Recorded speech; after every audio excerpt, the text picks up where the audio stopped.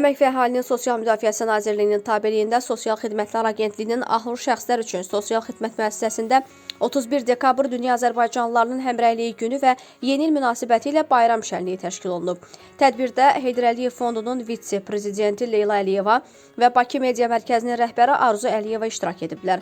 Leyla Əliyeva və Arzu Əliyeva Sosial Xidmət müəssisəsinin sakinləri ilə görüşüb, onlarla birlikdə bayram süfrəsi arxasında səmimi söhbət ediblər. Ahıl şəxsləri ölkəmizdə yaşlı insanlara, onların problemlərinin həllinə hər zaman qayğı göstərildiyini söyləyib. Burada onlar üçün yaradılan şəraitə görə Prezident İlham Əliyevə və 1-ci xanım Heydər Əliyev Fondunun prezidenti Mehriban Əliyevaya minnətdarlıqlarını bildiriblər. Bayram proqramı çərçivəsində bədii istirə təqdim olunub. Ahıl şəxslər musiqilər ifa edib, şeirlər söyləyib, səhnəcik nümayiş etdiriblər. Leyla Əliyeva və Arzu Əliyeva ahıl şəxsləri yeni il münasibətilə təbrik edib, onlara can sağlığı arzulayıblar. Ziyarət zamanı onlar Sosial Xidmət müəssisəsində ahıllar üçün yaradılan şəraitlə tanış olublar. Tədbirin sonunda Sosial Xidmət müəssisəsinin sakinlərinə bayram hədiyyələri paylanılıb.